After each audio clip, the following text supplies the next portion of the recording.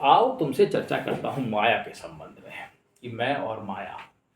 माया कोई लड़की नहीं है, माया किसी लड़की का नाम नहीं है। दूसरों दिल तो पागल है में माया नाम की एक माधुरी दीक्षित ने रोल किया था। ये वो माया नहीं है, माया ये है, माया वो है, शाहरुख खान ऐसा कहता। लेकिन मैं और माया यहाँ दूसरी चीज़ की बात करेंगे।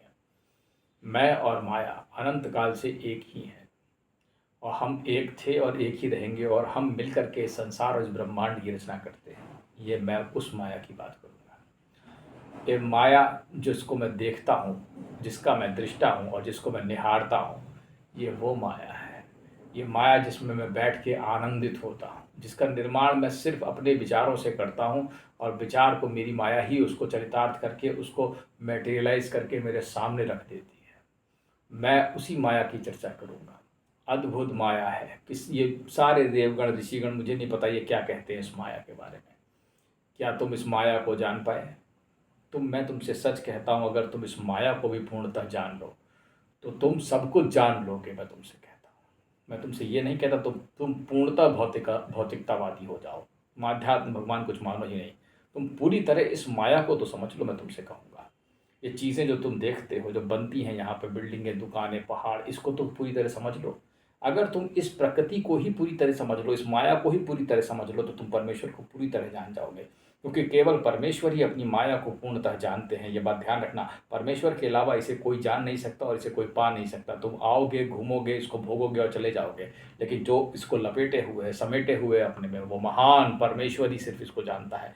इसलिए मैं तुमसे कहता हूँ, अगर तुम इसे ही जान लो ठीक से तो भी तुम मुक्त हो जाओगे, क्योंकि ये पूर्णतः परमेश्वर की माया है। इसको इस पूर्णतः जान लेना ही मतलब परमेश्वर को जान लेना है।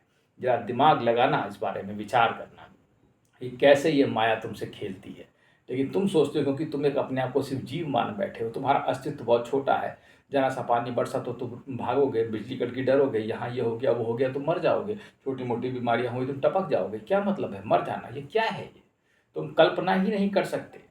इसीलिए मैं तुमसे कहता हूँ, अगर तुम इस माया को ही पूर्णतः जानने पर अपना दिमाग लगा दो, भौतिकतावादी हो जाओ, पूर्णतः भी मैं कहता हूँ, तो भी तुम नहीं जान पाओगे। यही तो कब सबसे बड़ी समस्या है तुम्हारे साथ। तुम पूर्णतः भौतिकतावादी भी नहीं हो पा रहे हो, इसीलिए तुम इसे पूर्णतः नहीं जानते हो। क्योंकि तुम अगर इसे पूर्ण जान जाओगे तो परमेश्वर को भी पूर्ण रूप से जान जाओगे, क्योंकि सिर्फ परमेश्वर ही अपनी माया को पूर्ण रूप से जानते हैं। चाहे वो अपरा हो, चाहे परा हो, चाहे कोई सी भी प्रकृति हो, ये प्रकृति पूर्ण रूप से माया से आच्छादित है। इसलिए मैं तुमसे कहता हूँ, अगर तुम थोड़ा सा अपने दिमाग को बढ़ा करके पूर्णतः इस चीज़ को भी समझ लो कि यहाँ पे क्या हो रहा है, तो यही बहुत बड़ी बात है। प्रकृति का अध्ययन वैसे सांख्य योग में आता है, पर मैं तुमसे कहता हूँ कि तुम खाली एक चीज़ की एनालिसिस कर लो, मैं ये क्यों खरीद के लाया या मैंने ये क्यों खाया। इसी चीज़ पर अगर तुम विवेचना कर डालो कि मुझे ये चीज़ क्यों पसंद है या मैं ऐसा क्यों होना चाहता हूँ, मैं किस गुण के कारण ऐसा हूँ, तुम इसी का अध्ययन कर दो, मैं तुमसे कहता हूँ, तो तुम इससे मुक्त हो सकते हो। तो मुक्ति का कोई मतलब नहीं है, मैं तुमसे कहूँगा तुम इसी में ही समाहित हो जाओगे। ठीक है? तो माया को इतनी सरल चीज़ मत समझो। तुम जो सोच रहे हो ये क्या, इसमें खूबसूरती नहीं है, लोग अक्सर आते हैं, लोग अक्सर बुराइयाँ ही करेंगे यहाँ पर। यहाँ पे तुम आओगे, बैठोगे, 4 लोग हमेशा बुराइयाँ कर रहे हैं संसार की। ये संसार ऐसा है, मुझे ये दुःख हो रहा है, यहाँ ये पीड़ा हो रही है, यहाँ मुझे ये हो रहा है, यहाँ मुझे वो हो रहा है। ऐसा आज तक तुमने कोई संसार में प्राणी नहीं देखा हो जो इसकी संसार की भलाई कह रहा हो कि ये बहुत अच्छी जगह है, मुझे यहाँ आनंदित हो रहा हूँ। भगवान खुद ही कह रहे हैं कि संसार क्षण भर में दुःख का सागर है। अरे ये दुःख का सागर नहीं है, मैं तुमसे कहता हूँ। भले ही भगवान ऐसा लिखे, इस दुखमय संसार, क्षण भंगुर दुखमय संसार भगवान ने गीता में व्याख्या की है, पर मैं इस चीज़ से पूर्णतः सहमत नहीं हूँ। कैसे ऐसा हो सकता है? कैसे ऐसा हो सकता है कि परमेश्वर कोई चीज़ बनाए, उसकी माया प्रकृति की चीज़ का निर्माण करे और वो खूबसूरत ना हो? ये मेरा मानना है कि ऐसा ये असंभव है। उसकी बनाई हुई हर चीज़ आनंदित करने वाली होगी, मुझे पूरा यकीन है इस चीज़ पर। और मैं पूरी मतलब अपनी जितनी भी आज तक मैंने समझा बूझा है, मैं उससे कह सकता हूँ ये अद्भुत है। पालन सुर करनी अद्भुत करनी, मरम न जाने कोई। इस माया का कोई मरम नहीं निकाल सकता है, मैं तुमसे कहता हूँ, क्योंकि ये परमेश्वर ने ही बनाई है। और ये जो बैठ के 24 घंटे तुम इसकी बुराई करते रहते हो, यहाँ ये नहीं है, वहाँ वो नहीं है, मुझे ये नहीं दिया, वो नहीं दिया। अरे कभी तुम गौर से देखो कि कितनी ज़बरदस्त चीज़ बनाई गई है।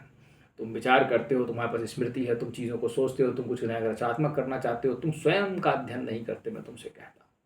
अरे तुम स्वयं का ही अध्ययन कर डालो कि तुम क्या चीज़ हो। ठीक है? तो भी गजब की चीज़ है, मैं तुमसे कहूँगा ये गजब की चीज़ है, मैं तुमसे कहता हूँ, और ये सचमुच में गजब की चीज़ है। इसलिए इसे कभी भी मत खोना, इसकी बुराई मत करो, मैं तुमसे कहता हूँ। इसकी एनालिसिस करो, इसकी खूबसूरती का अध्ययन करो। सब ऋषि मुनि ये भी कह गए कि माया अद्भुत है, और कौन नहीं चाहता इसको? क्या तुम नहीं चाहते?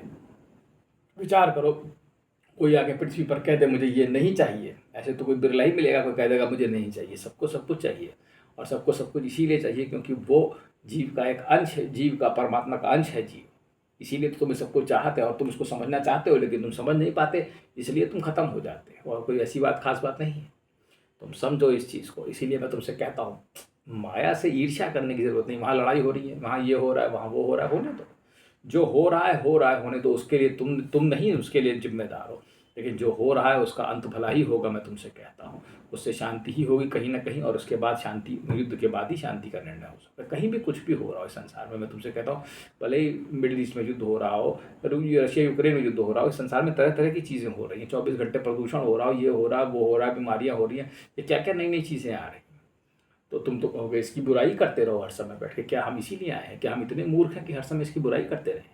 विचार करना, क्या ये मूर्खता नहीं है समय से, या इसको हम समझने की प्रयास करें कि ये क्या चीज़ है? विचार करो, अगर ना भी समझ में आए तो कम से कम बुराई तो मत ही करो, क्योंकि जितना समझ तुम्हारी होगी उससे ऊपर ही बनाया गया होगा। ठीक है? तो विचार करना मेरी बात का, इस बारे में चिंतन करना, और इस माया का आनंद लो। मैं कहता हूँ पूर्णतः माया का आनंद लो, इतना आनंद लो कि इसको पूर्णतः जान जाओ और तुम परमेश्वर तक पहुँच जाओ। धन्यवाद।